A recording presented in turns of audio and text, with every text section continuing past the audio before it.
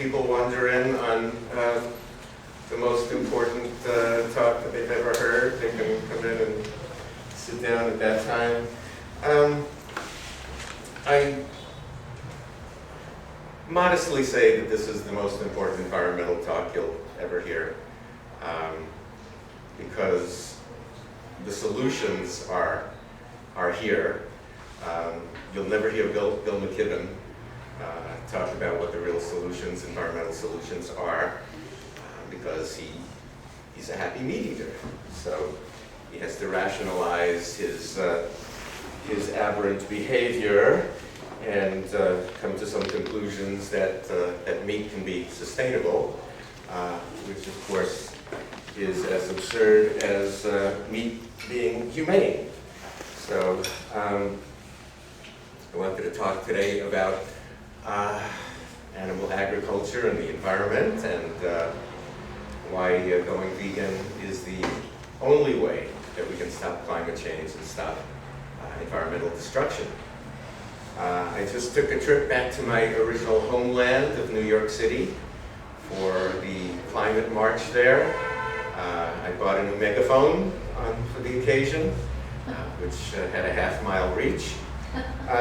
It seems like I go back for conferences or these events when I don't feel that what I think should be covered is covered. A few years ago, I went back to the so-called animal rights conference because I was feeling that it was getting somewhat difficult to differentiate animal advocates from animal killers.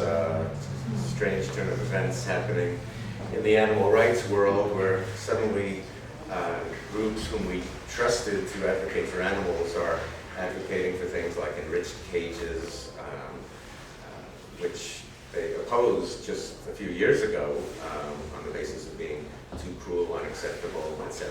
Now there's a whole animal rights movement that's pushing enriched cages, like the Humane Society of the United States and Mercy for Animals, and all the people who supported the egg bill in a partnership with the egg industry.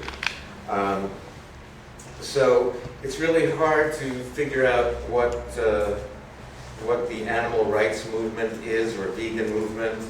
So I should say, I've taken it upon myself to organize the World Vegan Summit and Expo coming up in March. It'll be in Southern California, to try to mobilize our efforts to advocate for veganism as the main animal rights issue, environmental issue, peace and social justice issue, health issue. It seems to cover it all, and lately it seems that vegans are running away from the word vegan and not really being the ones to promote the importance of it. And it's so, a couple of years ago, I went back to the Animal Rights Conference in the DC area to protest what was happening to the animal rights movement. So I went back to my homeland of New York City because I knew that the environmental movement would not cover the #1 cause of climate change. It's insane, but that's where it is. All these major groups have ignored what science tells us is the #1 cause of climate change: animal agriculture. And so there are all these groups there, and everybody's against whatever, fossil fuels, and people want to divest from oil company investments, and just everybody's running around in the wrong direction on what the solution is.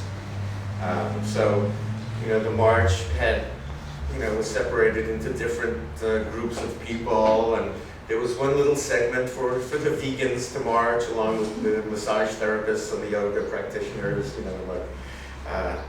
Vegans weren't, of course, put up front, to say like, hey, we have the solution.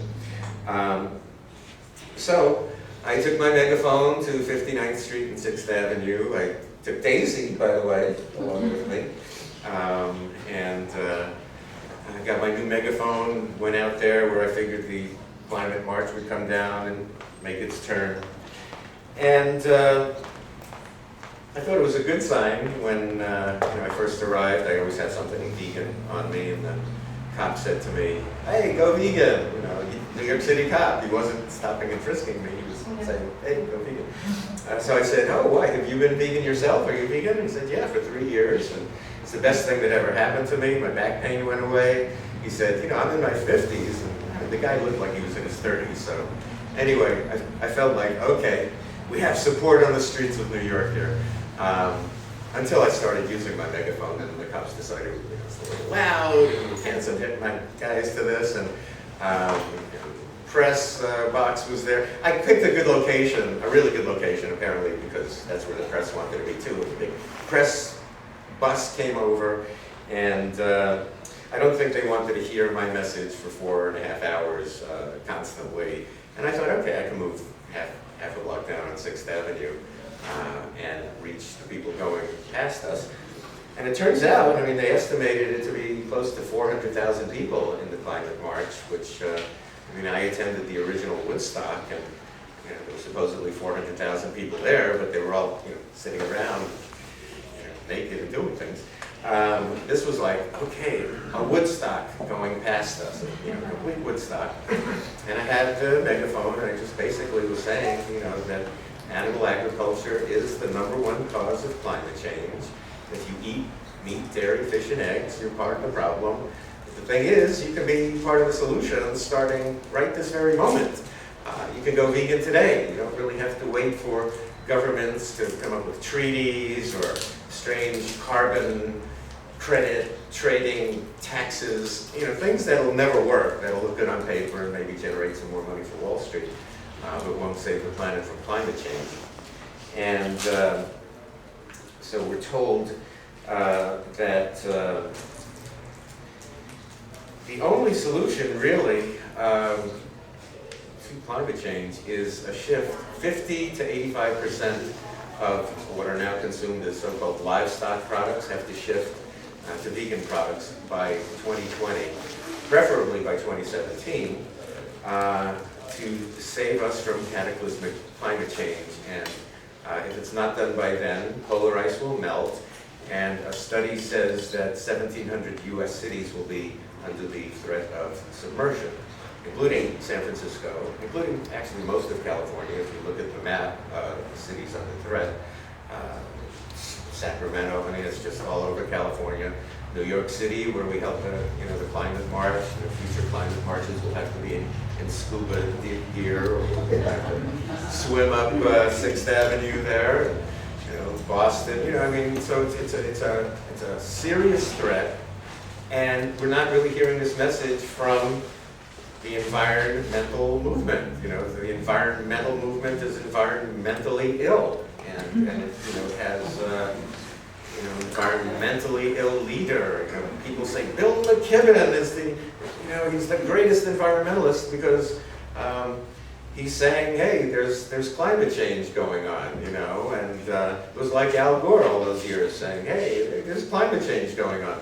But people need to give us the solution in the next sentence, you know. Bill McKibben has people singing songs and children gathering, you know, it's all la la la, you know, like we have to do something. But we know what there is to do. I mean, I'm like a vegan talk show host. I didn't know. So I'm Bob Linden. I host a vegan radio show called Go Vegan Radio with Bob Linden, I forgot to mention.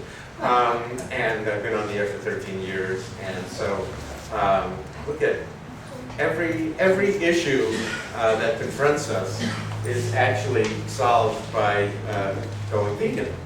And so over the years, I've become interested in the climate issue.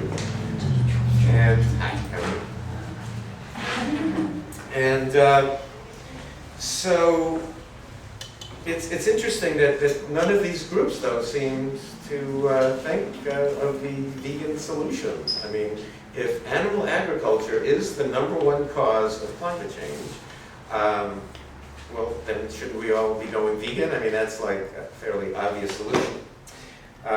People came to know of the importance of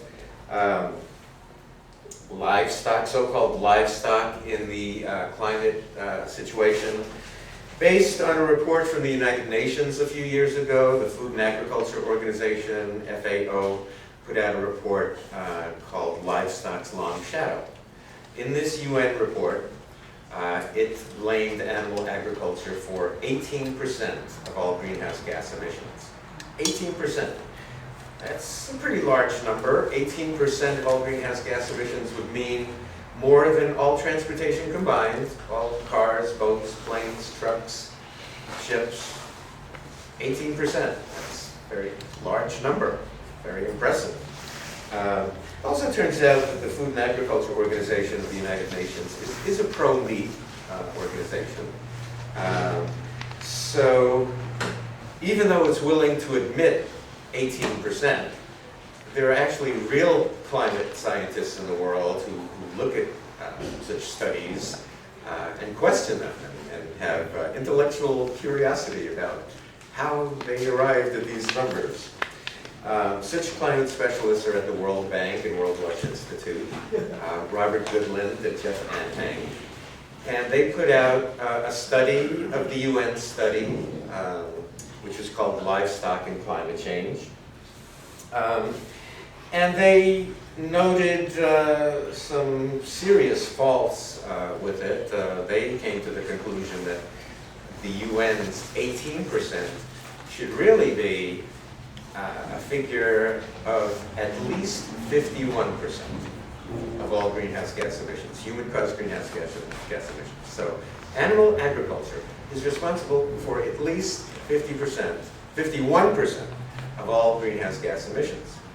So that would mean more than everything else combined. It really doesn't combine everything. All cars, boats, trucks, planes, whatever you want, miles per gallon, how much electricity you use, your shaver uses when you're shaving your legs, whatever. It doesn't matter.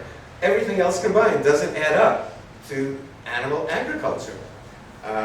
So this UN report of 18% excluded such insignificant factors as animal respiration, their breathing.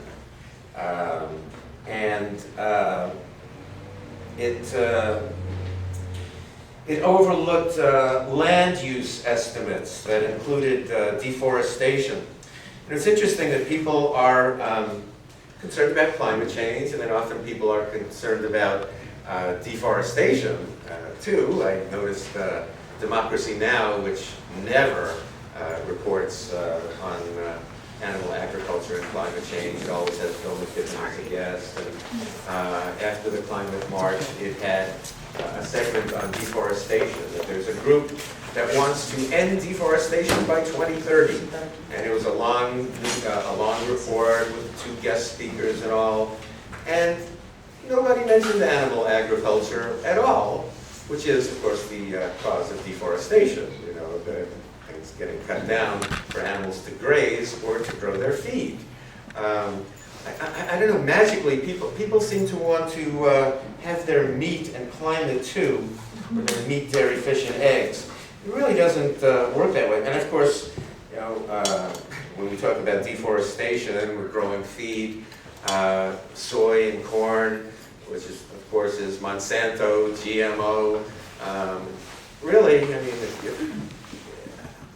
there's no way that you can really be a meat, dairy, fish, and egg eating environmentalist. It's just really not possible. As much as we like to rationalize, and it's just, I mean, anybody who had, says he or she is a vegetarian, but includes dairy and eggs. I mean, if you had cow's milk on your cereal this morning, could be supporting Monsanto right there. So let's see. Carbon released during deforestation. So in this World Bank study, it says, get this correct here, suppose that land used for grazing livestock and growing feed were used instead for growing crops to be converted more directly to food, which of course means vegan food, crops directly to people, real food like fruits, vegetables, nuts, grains, seeds, beans, like real food. So so suppose that land used for grazing livestock and grazing feed were used instead for growing crops to be converted more directly to food for humans and for biofuels. So these crops can be used for biofuels. well then those biofuels could replace 1/2 of coal used worldwide. 1/2 of coal. So I mean, everybody's against coal plants. Oh, we don't want coal or whatever. Well, you go vegan and look at the results related to deforestation. You can get enough fuel to grow food for people and replace half the coal right there. That represents 3,340 million tons of CO2 worldwide. So 3,340 million, I guess that's a billion. That means billions, right? So these numbers are too much. How can you I mean, look at all of that. 3,340 million tons, okay, which is 8% of worldwide greenhouse gas annually. So there's that. Then the United Nations report also underestimated methane. Methane is estimated by some to be 100 times worse than carbon in the greenhouse gas equation.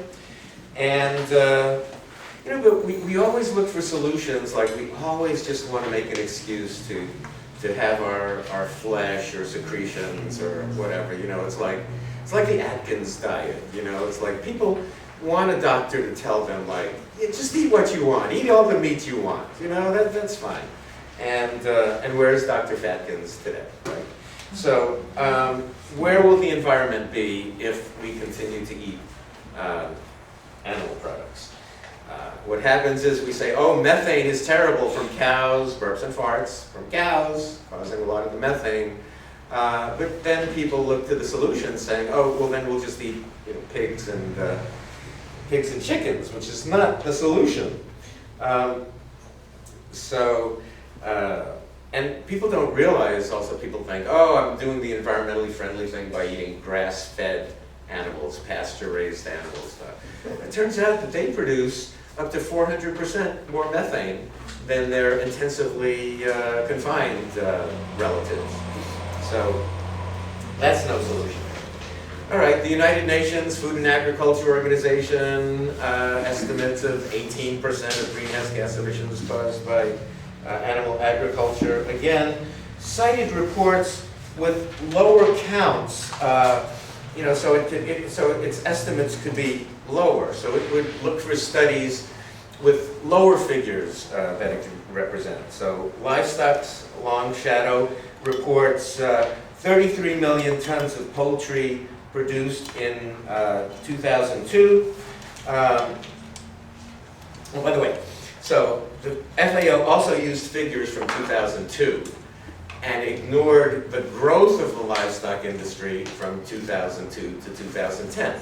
So it starts off using these flawed, small, old numbers from 2002. Then, for example, in estimating poultry, it uses 2002 numbers of 33 million tons of so-called poultry being produced that year. But the FAO didn't read its own report, the FAO Food Outlook, which it printed in 2003, that reported that 72.9 million tons of poultry were produced in 2002. So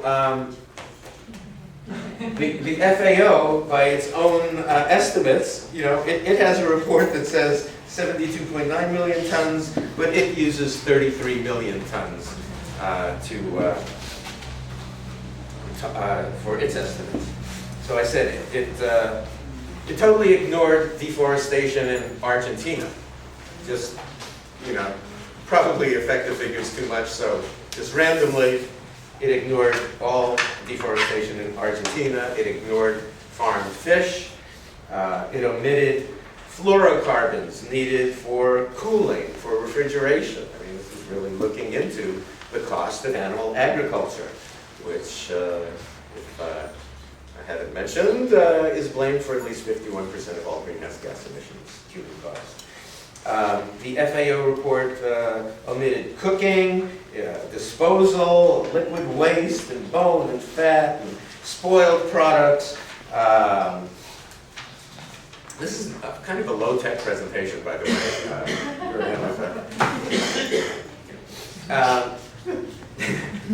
There should be, I have flashing everything. Imagine flashing everything. Here, look, an iPhone flashing.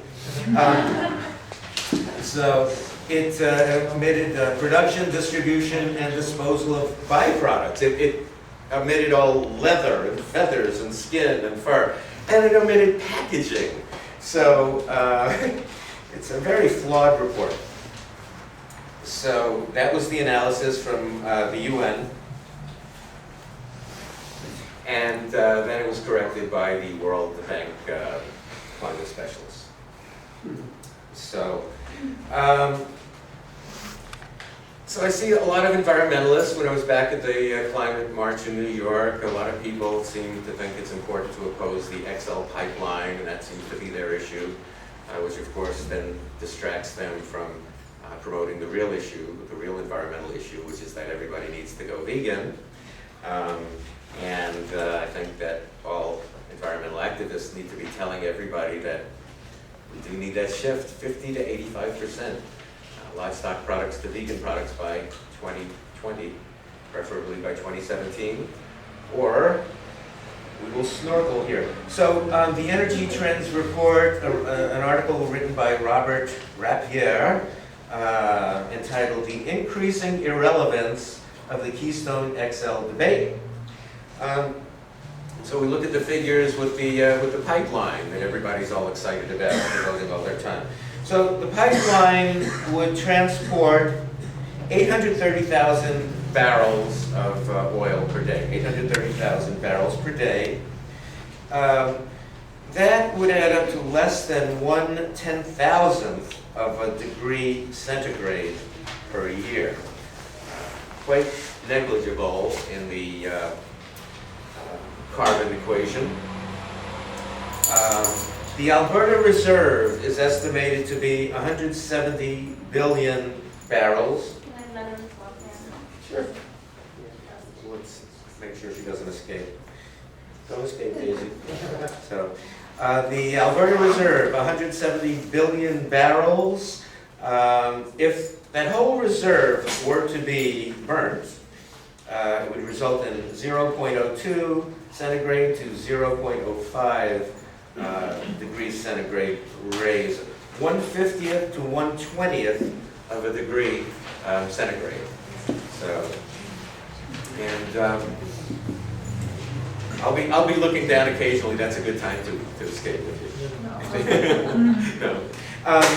So at 1.8 million barrels per day with the oil reserve, the Alberta oil reserve, that would take 259 years to burn through the reserve. We don't have time. You know, we're talking about 2020 right now. Yes. There's a documentary that just came out called Cowspiracy. I just want to make Daisy. Did Daisy leave? Okay, Daisy. No. Daisy. Oh, she's back. Okay. She's likely to follow anybody I out. have a So. leash in case I need it. Yeah. Okay. Here's the leash.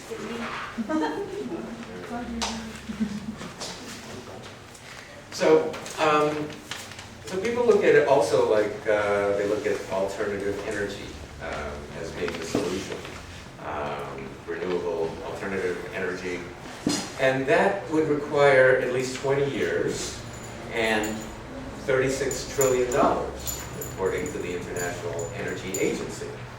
So again, we don't have time for that, and you're not going to get Congress to allocate $35 trillion to climate change when it doesn't even recognize that climate change is happening.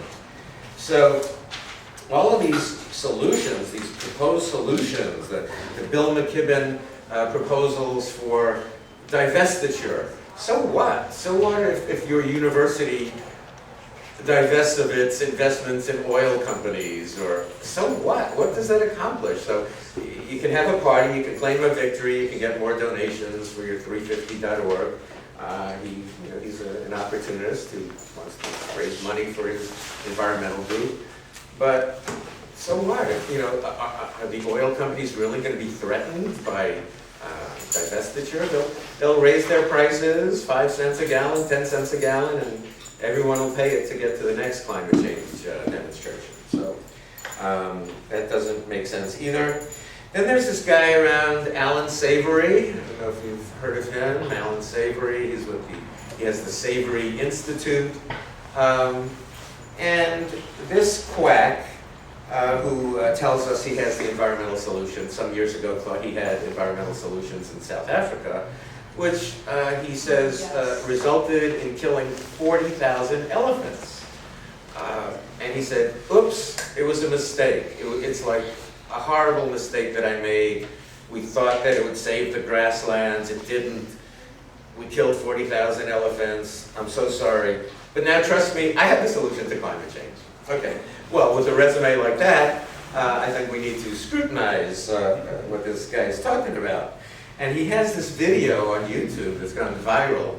Again, people want to hear what they want to hear for their solutions. You know, it's like, oh, I care about animals, so, oh good, there's humane meat. That was close, I almost had to go vegan, right? So, and here on this one again, it's like, finally, we found the one idiot in the world who thinks more livestock, more animal agriculture would be the solution to climate change. So, gotta love this guy. The livestock industry has got to love him.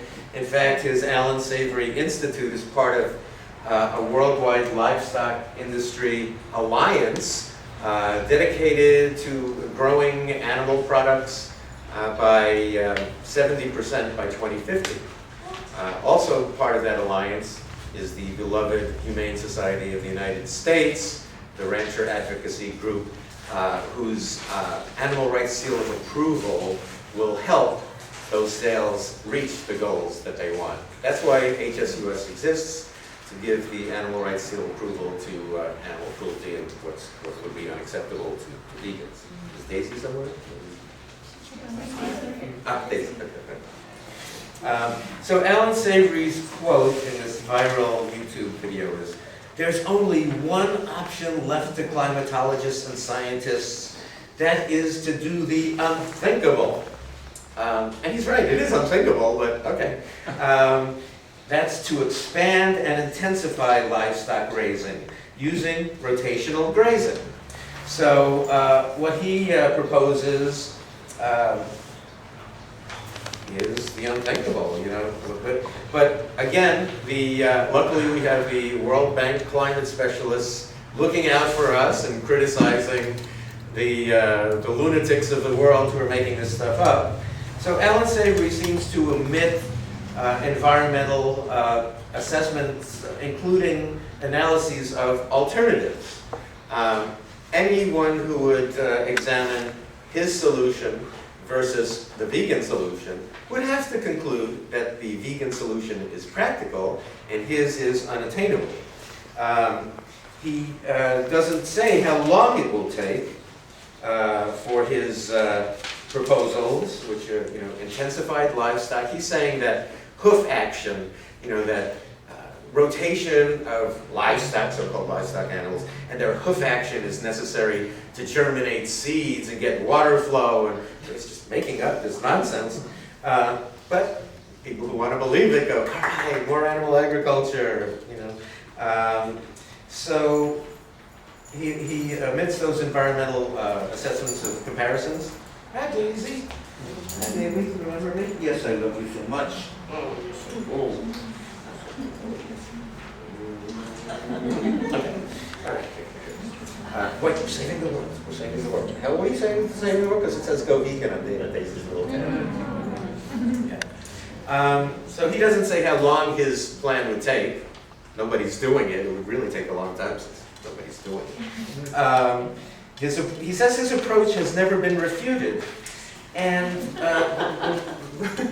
the World Bank climate specialist, Robert Goodland, says, on the contrary, it's all been refuted.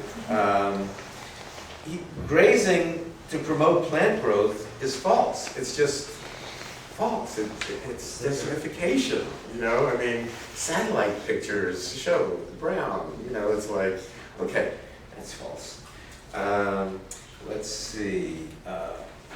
Yeah, so the hoof action needed to incorporate organic matter into the soil, germinate seeds, filter water, as he claims, all unproven, just made up stuff.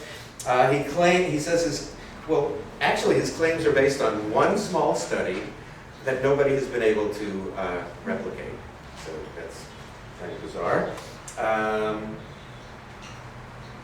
And again, he doesn't consider that grazing cattle produces more methane. So grazing pasture-raised cattle will produce up to 400% the methane of partially confined animals. So we really shouldn't just oppose factory farms, that term. We should really be opposing all animal agriculture for all reasons, for what happens to the animals. But there's no sustainability. They're trying to incorporate the sustainable word into what's not sustainable, like the humane word again. So Alan Savory has been promoting these methods for 50 years. Farmers haven't really taken to it. Farmers are set in their ways. Most farmers the average age of farmers is 55 years old. So nobody's going to adopt his methods. It's insane. And Alan Savory says, quoting, "Ranching organizations are not working with us." So, there's another make-believe solution to the environment. And also, Savory doesn't account for projected increases in climate volatility. Animals are dying off unexpectedly. We really want to go outside. You hear about these die-offs of animals and their crop failures, and it's a volatile world, and he's proposing something that doesn't include that in its assessment. I mentioned the alternative energy not being a solution. People look for miles per gallon to be a solution. They say, if we just can squeeze another 3 or 4 miles per gallon, we save the world. And it turns out that really most consumers aren't that interested in miles per gallon because they're fleets. Most auto sales, automobile sales are related to fleets. Fleet owners don't really care about miles per gallon. And so that's nothing's going to happen with that. So these World Bank environmental specialists are telling us, again, the only solution to climate change is, Daisy, stay here, please, baby. She's cleaning the floor. What's that? She's cleaning the floor. Well, hopefully it was vegan. So that's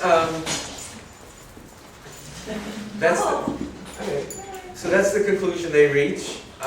So what do we do? I mean, everything else really is a waste of time if we want to save the planet. So, all right, climate change is that big issue. Water is a big issue. I mean, if you look at the environmental destruction of consumption of meat, dairy, fish, and eggs, I mean, it's just widespread. We discussed climate change, deforestation, resource depletion. Water is a huge issue now. And we have a drought in California. We have a solution suggested by our governor. Does anybody know what the governor has suggested to address the drought? Reduce water use by 20%. Right, Like less showers.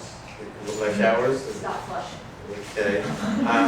The one that I heard is decline a glass of water in a restaurant.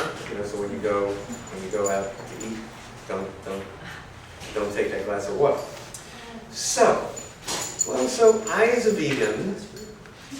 vegan required 10,000 gallons of water to grow my food last year, according to the Stockholm International Water Institute. I needed 10,000 gallons of water to grow my food. So how much water did the meat, dairy, fish, and egg consumer require? Billions. So I needed 10,000 gallons of water, the meat eater needed 320,000 gallons of water. 320,000 gallons of water. So I saved 310,000 gallons of water last year. For Governor Brown's solution, was, you did too? You're vegan too, right? Yeah. So everybody in here who's vegan saved 310,000 gallons of water. I mean, it's like massive. Just this room, it's like massive, right? Governor Brown, so I don't know. Daisy ate less. She only saved 10,000 gallons, right? So, yes, my baby, we're applauding you. So Governor Brown's solution would require like 4 million customers in restaurants to decline a glass of water. You know, right? It's like 16 glasses per gallon times 310,000 gallons or something. I think that's a lot, right? Over 4 million, right? So we are amazing by doing that. And then, you know, well, yeah, I mean, let's face it. You know, I mean, why are people uncomfortable around vegans? Because we've taken the more moral path in life, and we make people uncomfortable sometimes because of it. Because, you know, not participating in the torture of others is a more moral path in life. Not participating in killing for absolutely no reason other than to generate tumors and environmental destruction. I mean, really. Makes no sense at all. Somebody who eats a steak, you know, or a pound of beef, that requires 8,500 gallons of water to produce 1 pound of beef. Again, according to the Stockholm International Water Institute, 8,500 gallons per pound of beef. Which means if you have a gallon of Arrowhead water or whatever else, you know, a gallon jug of water, pour it down the drain every day for 22 years, and then there's your pound of beef. So, you know, consumption of meat, dairy, fish, and eggs is the most environmentally destructive behavior imaginable. I mean, it's everything from climate change, resource depletion. It's half of all water usage, half of all water pollution, and we're drying up the aquifers. I mean, we've been replacing water that's been underground. It's going on in Central California now, going on through Texas. You know, when we really run out of water, what's going to be happening? You know, right now we're overcompensating by, you know, we're draining the aquifers. You know, and is anybody in government looking into that or bringing that up as an issue? You know, the cattle industry in California and how much water that uses? Has anybody even brought it up to them? I don't know. Nobody ever brings up. I mean, I do a radio show, you know, where I listen. I think I'm the only one talking about this. I knew I had to go to New York with a megaphone because nobody would be there to say animal agriculture is the #1 cause of climate change.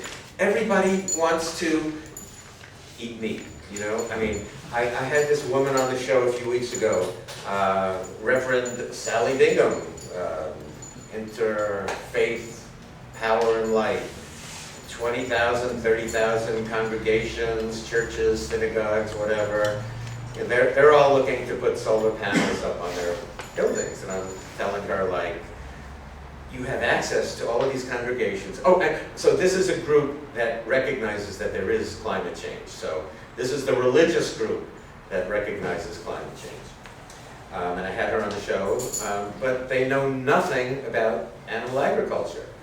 Well, I try also, since it's the religious group, there were the religious groups parading by at the Climate March too.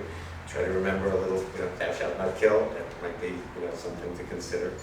Do unto others as you would have them do unto you. And also look, religious people, into the Bible, Genesis book 1, verse 29, right in the beginning of your Bible, that tells you should be vegan. So here you are, 20,000, 30,000 congregations, Is Daisy in here somewhere? Heather will take over from the table. Okay, Heather, here she comes. There she goes.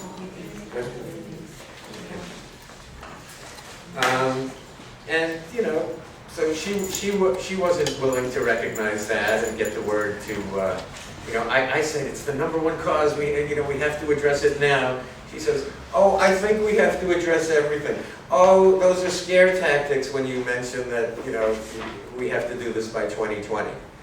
Well, if we don't do it by 2020, they're not my scare tactics. You know, these are studies that say 1,700 US cities are under the threat of submersion from the melting of polar ice if we don't shift 50 to 85% of what are now considered livestock or animal products to vegan products. So, and again, I mean, I love animals enough to make up something like that, but since I get it from studies and science, why not repeat it?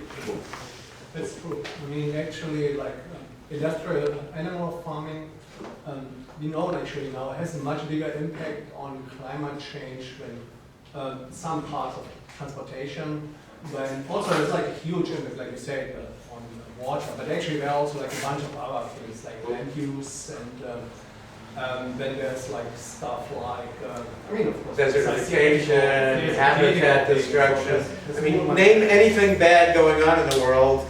You know, war, violence. You know. I don't see it in California, but they're actually addressing like industrial farming. I guess like they have like too big a lobby. Right, it's a very big lobby, but if it's the #1 cause of climate change, you would expect at least one environmental group to, you know, talk about it. But it's really hard to raise funds, you know, saying, hey, everyone go vegan, send money to 350.org. The man who referred to the film Cowspiracy, which I saw that, and they're showing that film this weekend. What I took away from that film was that the people who were speaking up actually were killed. Oh, I think that was in South America. Yeah, right? in South America. So, for example, the rainforest groups, like the Right. people that were advocating for protection of the rainforest, Right. who discovered that it was really the animal agriculture that was destroying the rainforest, started saying, okay, these are the people that are destroying the rainforest. Like over 1,200 of those people were murdered. Right. As activists. Yeah, I know. So, you know, those of us who want to speak up started to go, I like living, Yeah. you know. So in other words, I shouldn't do my radio show anymore. You're right. It's good as radio. Keep your eye, keep the black bar across. Well, yeah. Well, here I am in Publico today, so if there's any assassin from the meat industry, this will make you know, great headlines. So, yes. Echoing what this lady said about the documentary Cowspiracy, I encourage everyone to see it. Mm-hmm. What happened is that the people that made it went to all the environmental groups and talked to them, and when they asked about animal agriculture, destruction of the environment, in the meat industry, the cow industry, nobody wanted to talk about it. They refused to address the issue. We're talking. And it's entertaining to see how they evade the issue. I mean, Exactly. that's what's entertaining. Double talk. It was all. The guy from the Sierra Club who was like, hey, what about, you know, animal agriculture? What about it? You know what I mean? It's like, okay, turn the cameras off, everyone, or, you know, how much money does the meat industry donate to the environmental movement? Cameras off, everyone, you know, so, yeah, because it's a lot easier to pick out, you know, oh, oil companies divest. Look, you know, oh, our college divested from the oil company. Hey, victory, send us donations. You know? Yeah. It's crazy.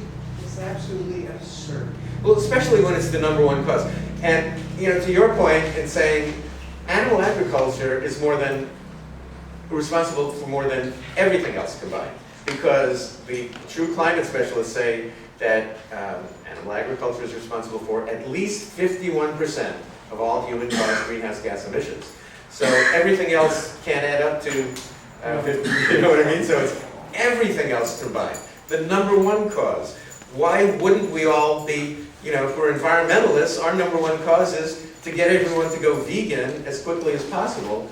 And then whatever else our causes are, we should try to get people to go vegan as quickly as possible, for whatever our causes are. Or, you know, our love for animals, or peace, social justice, exploitation of females when you consider milk and eggs. And, I mean, war and peace. We fight wars over resources. We're going to be fighting wars over climate change and climate refugees and all. So it's all tied into going vegan.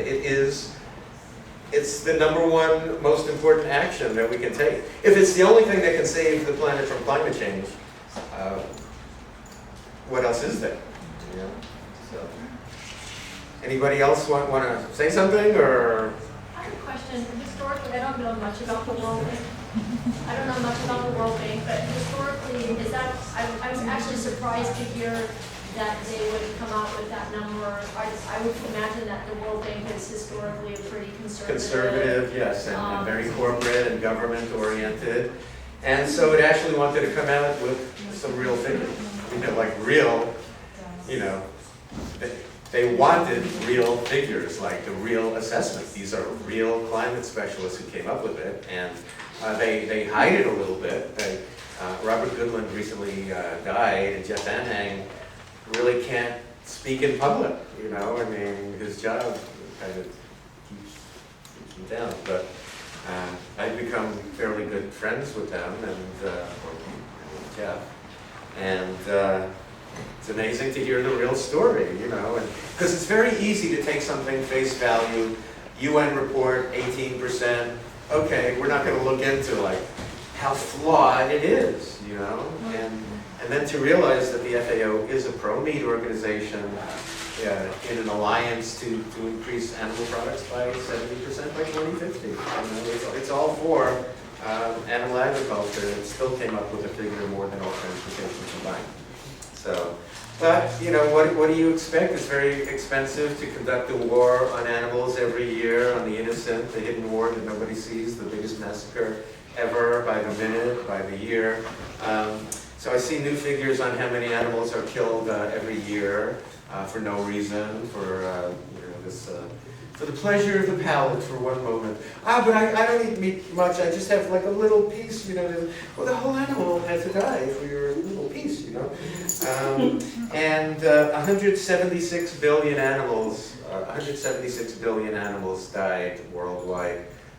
Farmed animals, only farmed. That's only farmed animals. 176 billion annually. 100 billion of them are farmed shrimp.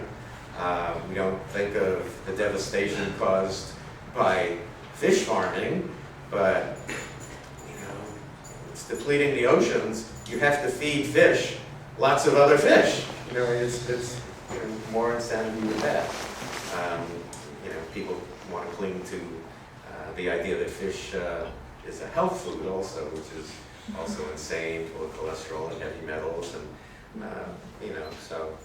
I have another question. So you've been looking at this and doing this for a long time, and what do you think, you know, if you had a crystal ball, how would you say that it's going to go? Well, Given the stubbornness that you're seeing. right.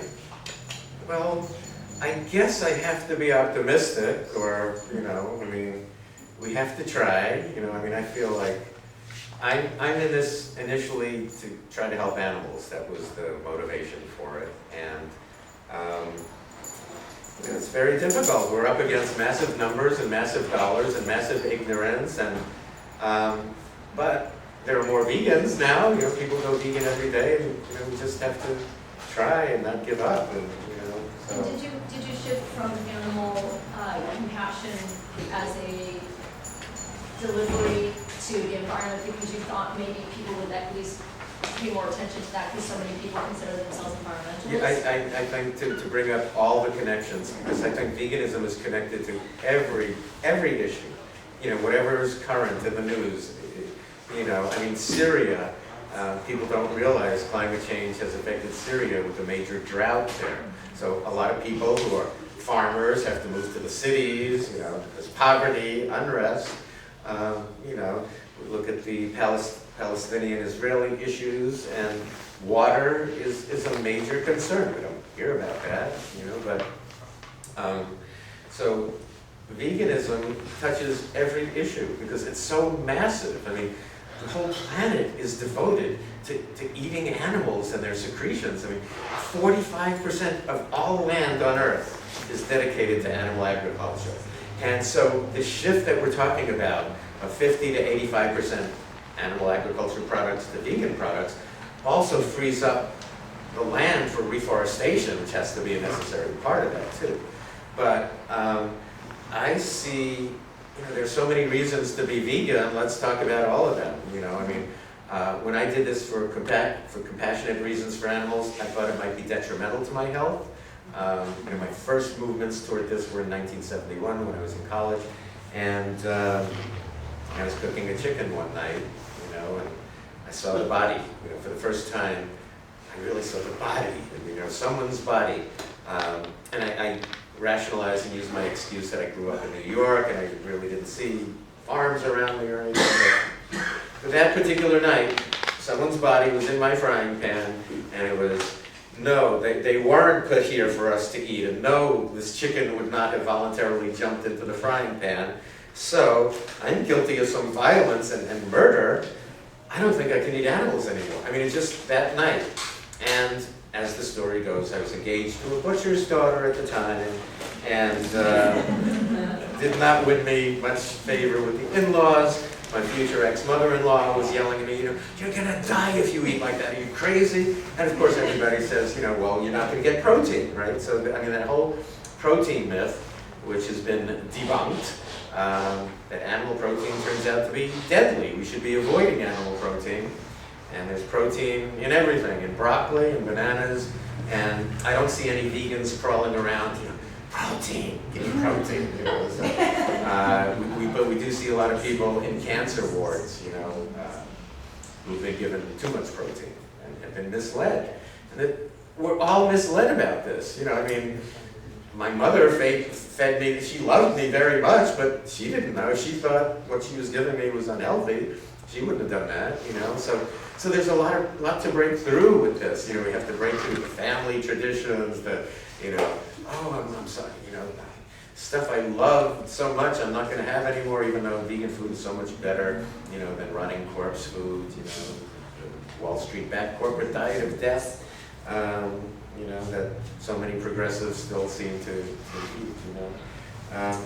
So yeah, so it was for compassion. I didn't care about health, didn't know anything about the environment, and in fact, I thought it was a quiet little personal decision I was making, that I'd sit in the corner, eat salads, never explain myself to people, and just live my life that way, and never realized, you know, never thought I'd, you know, have a vegan radio show, and I was like, what am I doing? You know, I mean, I grew up eating meat every day of my life. I won a hamburger eating contest when I was 16. And, you know, it's like I was a different person then. I don't even know who that, you know, who I was, you know, I mean, you know, not like me at all, you know. I wish somebody would have spoken to me directly earlier about everything, you know, because I initially thought, oh, okay, well, I won't eat animals. Nobody gets hurt if I eat eggs and milk. And you know, I got stuck in that for a while under the wrong nomenclature of vegetarian. It's really, it's not vegetarian, it's really nothing. It's just well, I didn't know, but when I found out, then I had to stop with eggs and dairy also. But really, in a sense, these days, being a vegetarian and still consuming animal products, I don't know why one should really be called vegetarian for just choosing to oppress certain species and not others. And there are no benefits to being, yes, thank you. Oh, yeah, and before we go, so because we have really no animal rights movement, no environmental movement, no... Anyway, we are going to have the World Vegan Summit and Expo, which is coming up March 20, 21, and 22 in the Los Angeles area, and it will be an amazing gathering. See you later.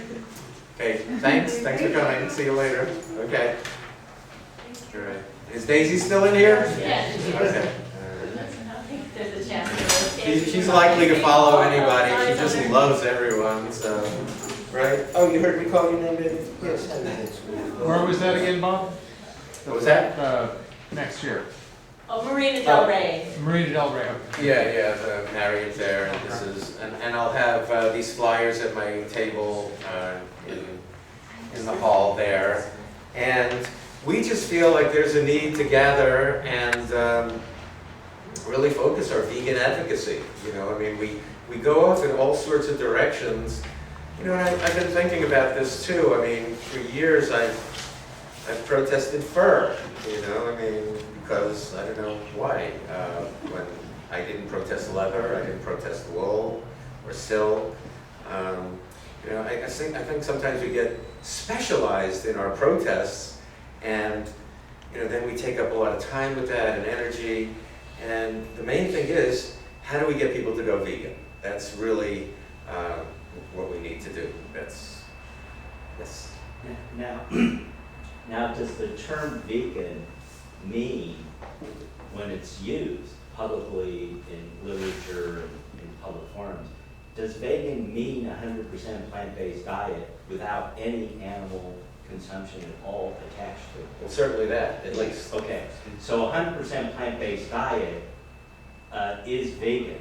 Yes. And I think the term vegan in the past was confused, you know, where some vegetarians were using some animal products like cheese and other things. And I think that kind of created a confusion. But I think the term 100% plant-based diet, is a child could understand what that meant. And you don't have the history of the confusion of what vegetarian is and was in the past or what vegan is today. But anyway, that's just a suggestion.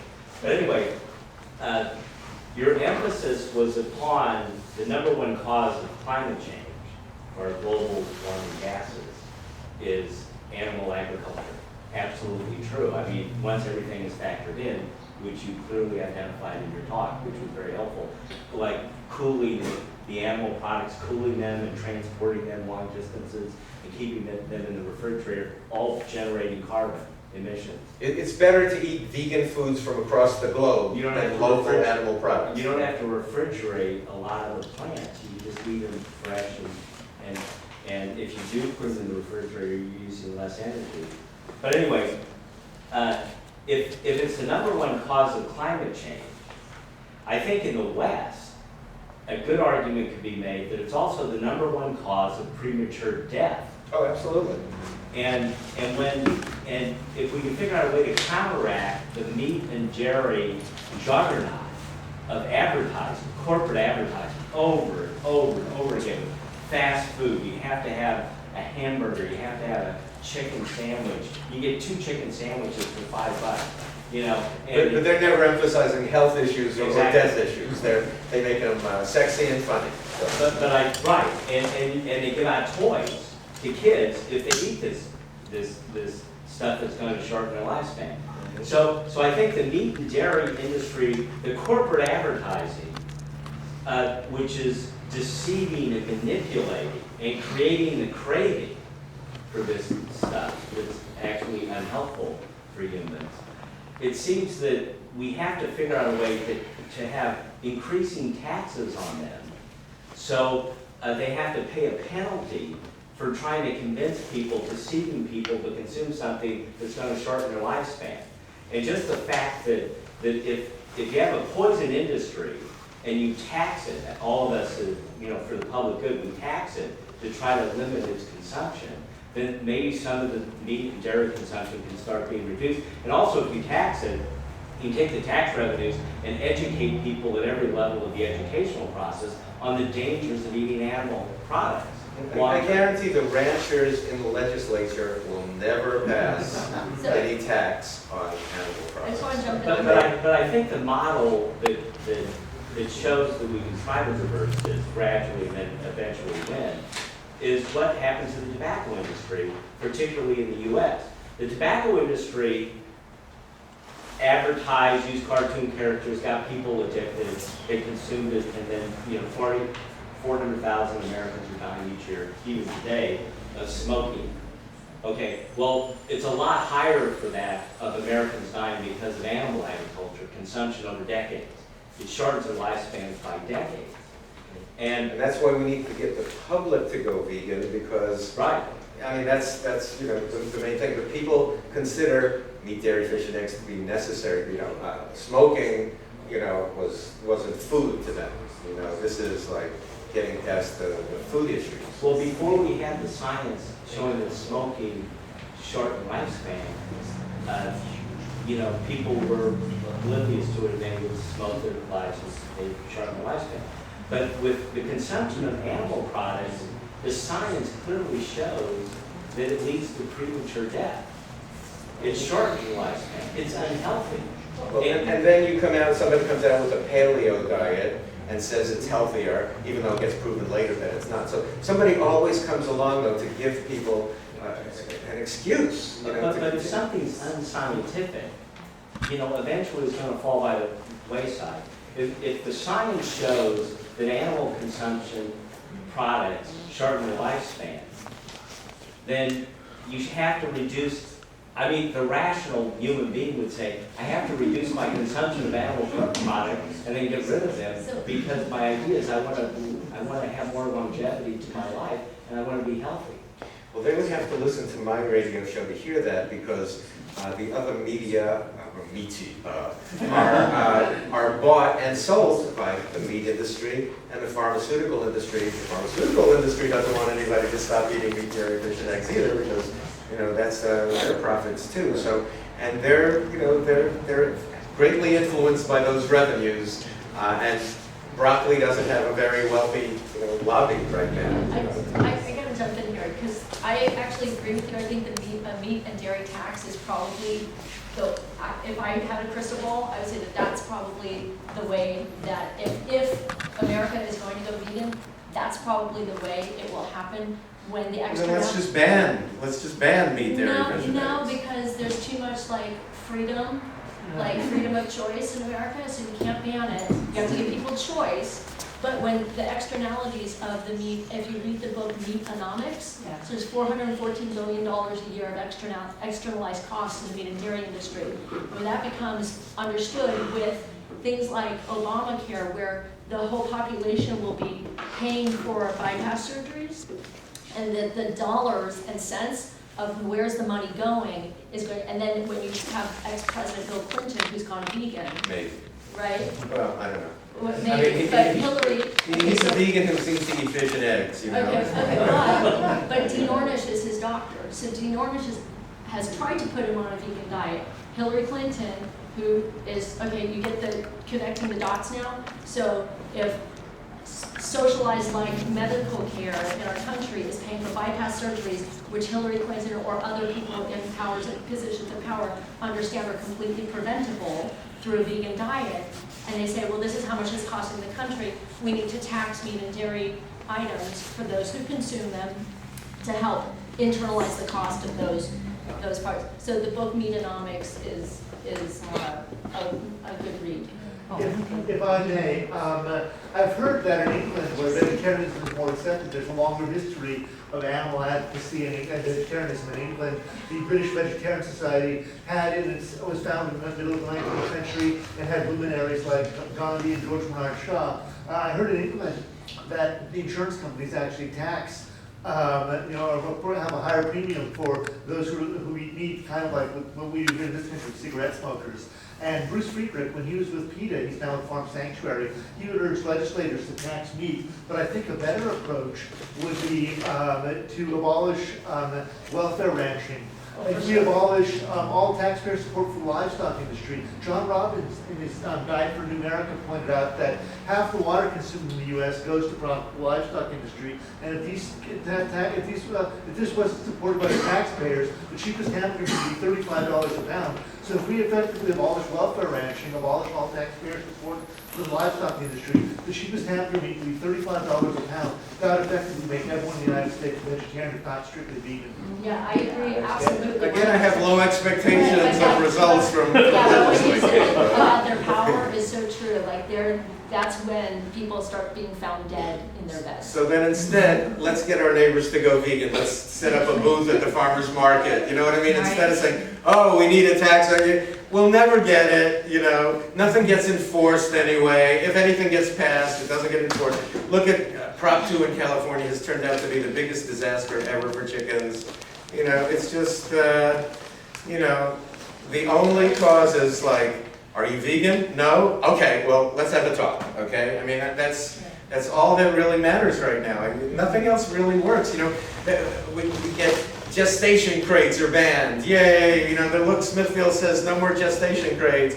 Oh, Smithfield, aren't you wonderful? Okay, then, you know, 5 years later, Smithfield says, oh, we really can't afford to get rid of the gestation crates. But it was nice having all that good publicity, you know, from the animal rights groups for a while, who wasted their time on campaigns to get an announcement that gestation crates would be banned, when we could have been out somewhere trying to get people to go vegan to stop us from being submerged underwater, like in no time at all from that. So, you know, I mean, I don't know, is it hard work? I mean, why are vegans having such a hard time promoting veganism? It's like, you know, they feel like, sometimes vegans feel like, oh, these people, they're not smart enough to go vegan. I was smart enough to go vegan, you know what I mean? But it's like... Well, there's economic forces at play. Like, for example, my mom is a vegan, okay?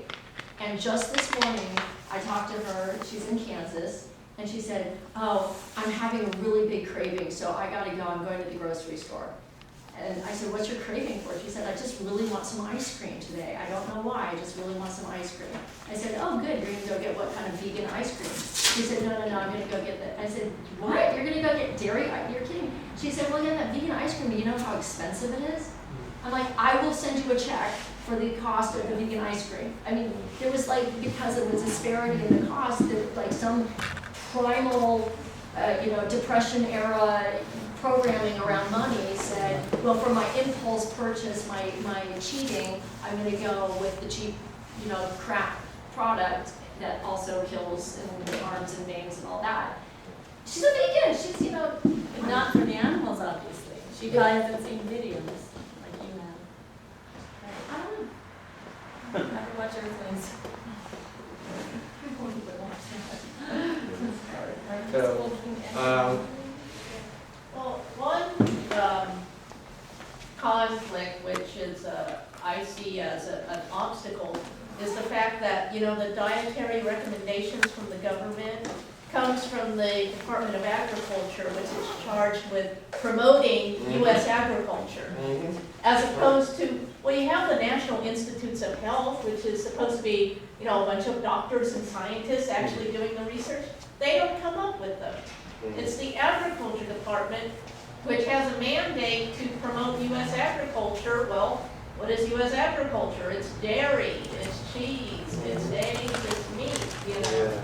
I think they did come up with some sort of chart that now includes, beans or whatever as a protein or whatever. I think they've given it a little bit. So, yeah, I mean, I feel like, what right do we have to deprive people of the information that will save their lives and the planet? So it's kind of our obligation to ask people to go vegan. I mean, more than anything else now, and just seeing these issues over the years, there's nothing more important than that, and just a few words, can get people going vegan, and then, that kind of mushrooms, and, we create new vegans all the time from every argument we have. I mean, it is the cause of heart disease, cancer, stroke, and diabetes, and premature death, and I mean, everything that's wrong with the world. It is the cause of poverty in the world, and world hunger, and energy crises. Everything that's wrong with the world has to do with, we're eating murder. We're eating death. I mean, it starts off fairly immoral and works its way from there. I had a question. I had a question for you about some of your statistics when you just mentioned World Hunger. You gave a great statistic in your talk about if the grain was replaced with fruits and vegetables and ethanol types So of the grain. biofuels? Yeah. Would that, did you correlate that at all with how many people that would feed versus how many people, do you know what I'm saying, like the land use and how much? I think it was the equivalent of what's being fed by, you know, that it was like transfer that over. Are we done or something, or are we supposed to leave, or is time up or something, or? Just let them do fine, yeah. You got some good. You still I have to leave? Okay. You keep going. Keep going, keep going. All right. Yeah, I've only been talking about this for 13 years, so I never have anything to say. When I first started doing the radio show, a potential advertiser did say to me, after you do 2 or 3 shows, what is there to talk about? I guess he ended the sentence with a preposition. But I haven't, you know, it's everything. I don't get to everything. There's just so much to talk about because veganism. You started your talk by saying something of being vegan is more moral than not being vegan, which I agree with you. And this gentleman over here talking about smoking and how smoking, when people learned that it was hazardous to their health, they stopped smoking. Actually, I would posit it was when people started associating smoking with being somehow like, ooh, you smoke? Like it was a social stigma attached to smoking, or secondhand smoke, really. Like there was that whole phase of, well, okay, it's bad for me, but it's not harming you, so I'm gonna smoke, just don't lecture me about it. But as soon as we found out that secondhand smoke was actually harmful to people, that's when it was like, hey, you're being a jerk by smoking, get away from me. That's when we saw the social shift to not smoking is cool versus smoking is cool. The peer pressure. The peer pressure. But I know that, like you mentioned, when you bring it up around people, that they feel your peer pressure sort of a script. Sometimes, I mean, to some people, being vegan is cool to a It is lot now. of society. You know, so. It's the hottest, sexiest thing around. Right.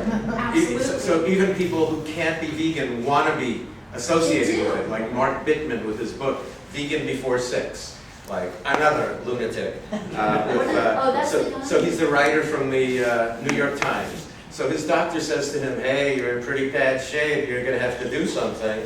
And Mark Bittman says, well, you know what I do for a living, I can't go vegan. He's a food critic, right? So, I can't go vegan, but what about, I got it, vegan before 6. I'll be vegan, you know, from morning till dinner time. You know, and he puts out the book Vegan Before 6. He gives everybody this excuse now. Hey, we can be vegan too. Hey, it's 2 PM. I'm vegan. I'm cool. Okay. You know? And then and Bittman also says, hey, feel free to cheat.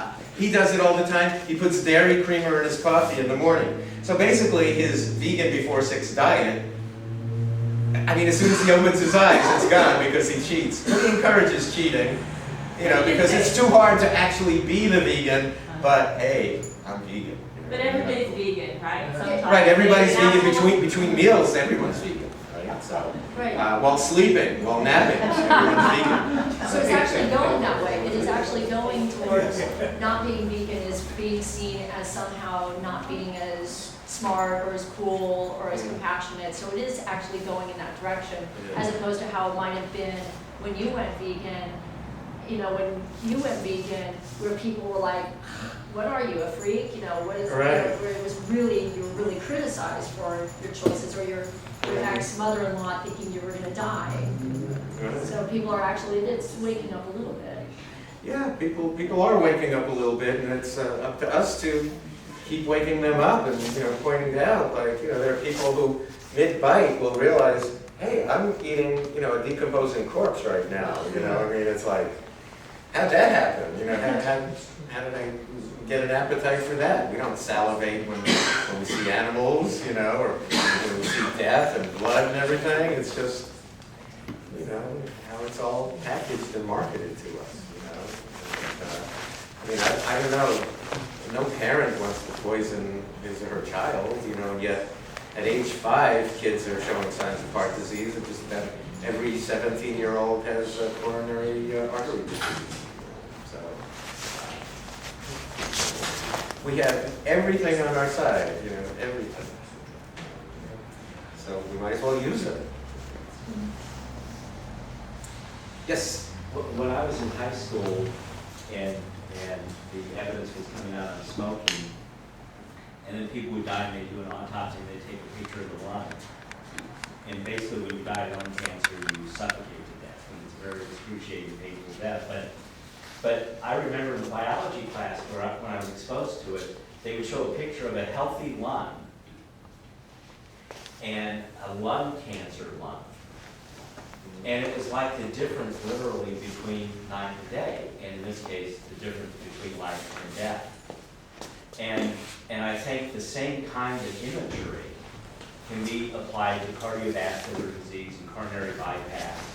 And when people see the cardiovascular disease, which is basically the clogging of your healthy arteries with all this cholesterol coming in from the animal protein, it collects over decades. It shortens your lifespan, and then it deteriorates your mid-life part of your life because you're dealing with all of these onsets of cardiovascular disease, like diabetes, cardiovascular disease, stroke, and heart attack. But I think if we show people the difference between what a healthy body looks like internally and a diseased body internally, and we make the link to animal agriculture, and then how it takes decades. You know, like, sure, maybe they're marketing it now, it looks great, and maybe it tastes great, but if you eat this stuff for decades, it will shorten your lifespan, then I think people would re-look at it differently and start realizing, you know, basically the meat and dairy industry are lying to us. The meat and dairy industry are basically selling us snake oil. You know, they're telling us something that isn't even true. You know, that we need the protein, that it tastes good, that it keeps us healthy. It's all crap, literally. But I think if we show the images of a healthy body and a diseased body at different stages of the life, you know, I consider me like I'm alive.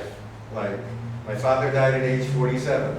I don't think I'd be alive today if I weren't vegan now for 30 years. You know, just the fact that I'm alive. Show people Dixie dancing around while, you know, people way younger than she is, you know, are totally incapacitated from, you know, their diet of death. You know. Death to Americans. You know, it's like that's the menu. That's a description of the menu. If terrorists wanted to do something, you know, on a low budget, all they need to do is encourage us to keep eating what we're eating. So, He keeps talking about long-term health effects. There's actually a lot of short-term health effects. You know, if you go out and eat a high-fat meal for 4 to 6 hours, your veins restrict, and you are inhibited and not able to perform at a high level immediately. It's not just short-term effects. It's actually effects as soon as you eat it that affect the rest of your life. and it would be too bad if that one bite is the one that has mad cow disease, you know, that little one bite of the burger that brings on the dementia and all of that, you know, later on. I mean, it's all the risk. Look at the food poisonings. You can't, I mean, like salmonella with Foster Farms. You can't get the filth away from the animals, so there's this contamination all the time, you know, with E. coli and salmonella and all. We're all very serious and developing superbugs, and so yeah, I mean, it's that immediate effect, food poisoning, which is constant, deadly. So. Anybody else? Yes. I came in late. I wanted to know. All right, I'll start over. Here, so, I went to the climate march in New York City. There's competition around here, so, you know. Is this going to be downloaded on YouTube that I can watch it and send it to my family? It usually is every year. Oh, you know. okay. You can, I have, yeah, every year they. But do you know when? I just wanted to know. I'm not sure when, but. Okay. Last year it was done after a few days. And then down in a few days? Okay. Yeah, just search for San Francisco Veg Fest, Vegetarian Fest. Okay. Okay. Was there anything in particular that interested you? I could go through I a mean, bunch of statistics. again, so everything, no. we have a I minute mean, that's why I want to, review the video, because I came in left. Okay. very late. So, yeah, we were all over the place and all I'm subject sure, that's area. why it was very stimulating, that's all. So I wanted to just add one more thing about, you talked about the corporations, the meat and dairy industry promoting these products. As this woman mentioned in the back row, it's actually the USDA in large part that is promoting the products. So it's actually our own tax dollars that are paying for ads like Got Milk and those other campaigns. Meat, beef, it's what's for dinner. Those kinds of campaigns are actually coming from the USDA, and that's our tax dollars going to fund that sort of advertising. So we're already being taxed there. We're For sure, yeah, yeah. in the wrong way, of course. Yeah, every Right. every American pays for every hamburger that's eaten, and then every bypass surgery to then save that person's life who ate the hamburger. Mhm. So yeah, it's coming from all directions. Absolutely. Yeah. You want to say something? No, okay. Yeah.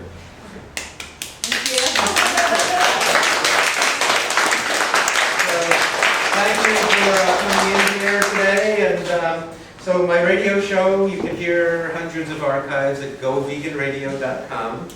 And you're welcome to make a tax-deductible donation to help the cause. Our cause is to promote veganism, so you won't be donating your money toward promoting humane meat or enriched cages or anything. And also, if you'd like to grab one of these for the World Vegan Summit and Expo, it's going to be an amazing gathering, and we hope to see you there.